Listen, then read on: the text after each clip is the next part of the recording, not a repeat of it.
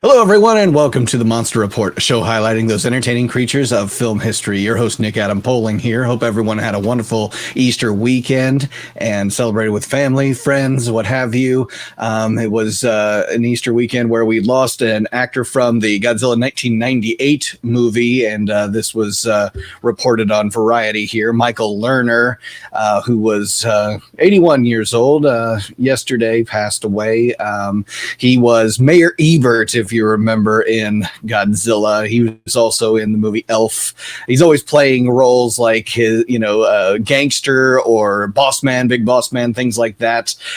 Great actor, actually. I didn't know much about him other than this. And then when I started looking through his IMDb and realizing that he was, the boss man on Elf, he was James Caan's boss in that, and in X-Men. And of course, Barton Fink, actually, that was a movie I've seen once, but it's a great movie, actually. Interesting Coen Brothers production there. Lerner's death was confirmed by his nephew, the Goldberg's actor Sam Lerner, who pays tribute to his uncle through a post on Instagram Sunday afternoon. And we lost a legend last night, he said. It's hard to put into words how brilliant my uncle Michael was, how influential he was to me, Lerner wrote. His stories always inspired me and made me fall in love with acting. He was the coolest, most confident, talented guy. And the fact that he was my blood always makes me feel extra special. So everyone knows him, how insane he was in the best way. So, of course, yes, Godzilla 1998 is probably how a lot of us remember him. Mayor Ebert there with the two thumbs up. And before I get into kind of that, is the whole Mayor Ebert idea, why he was named that. When you look at his IMDb, you'll see that he has been in just a lot of productions over the years. Always a character actor, always someone kind of in the background, not someone who's always in the front lines, I guess you could say. The high profile roles or anything like that. Always a secondary kind of character, but an important one nonetheless. And so the Ebert kind of idea. So obviously this, if you're a movie fan, you know about the duo Siskel and Ebert. Okay, there they are right there. And back in my days when movies were rated, they were rated on the two thumbs up or thumbs up, thumbs down, two thumbs down, because they really didn't like it, scaled by these gentlemen. They were kind of the pioneers of critics like myself, like a lot of other reviewers online. And but this was in the days of television. And so they had a show that was wildly entertaining, taking movie clips and checking them out and giving their honest opinion of it. And maybe somewhat of the kind of like the Simon Cowell version, because they kind of hated everything.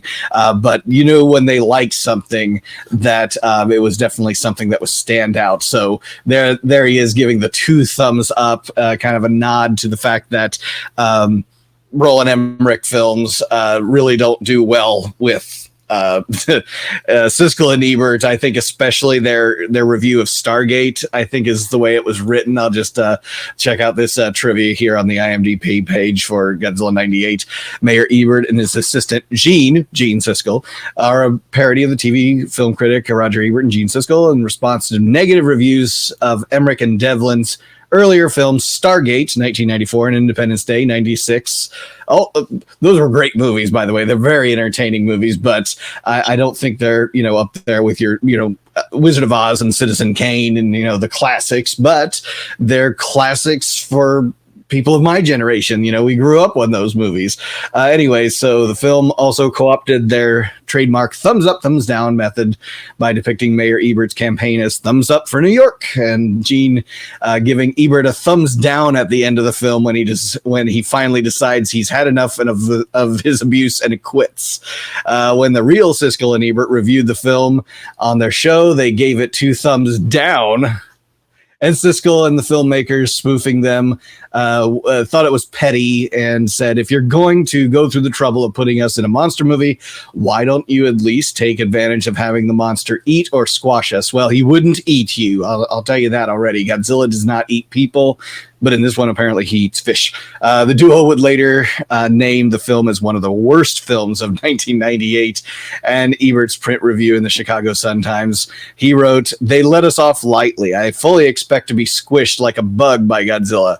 Although he called Michael Lerner's performance as Mayor Ebert gamely played. So even without the fact that it's a movie that they hated, they really respected the actor who played the Mayor Ebert character, Michael Lerner. So they definitely had, a soft spot in their heart for him and said he did a great job with that. And I think it kind of shows when you see the film that he's having fun with this role. A lot of people had to have fun with this role because this was not a serious film. This was not a movie that was being taken seriously in the Godzilla, fandom. Obviously, we have mixed feelings, mixed emotions about this.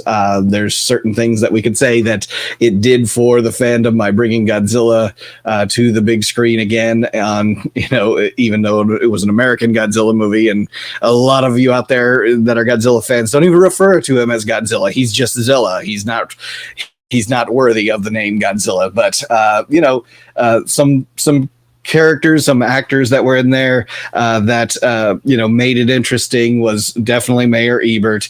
And obviously Godzilla 1998 also spawned a decent animated series, Godzilla the series, after that, which actually is not too bad of a sequel. They didn't make a film sequel, but I think there is certain episodes that has the Mayor Ebert character in there, so he definitely left an impression enough to make it into that series. So anyways, that's all I have to say. Wanted to record a quick video for you guys before checking out for the night here, and just through the family of Michael Lerner and all, you've lost someone who's very special to you, and he will be missed.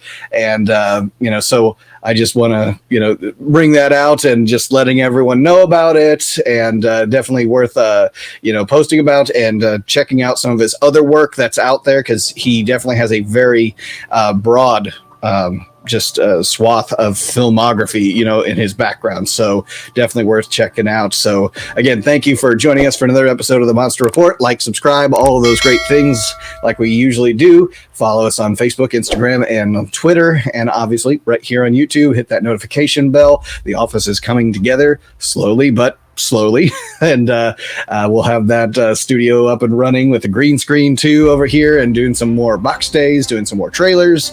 It's just kind of slow going right now, but we're in the home stretch here of this building project, and definitely looking forward to getting to that soon. But there's plenty of more live streams coming up, and those are things that I can set up with some of the other Godzilla fans that are out there and other content creators. And I so appreciate the chance to being guests on their shows and having them on my shows too. So for me, Nick Adam Poling, this has been another episode of the Monster Report, and we will catch you next time.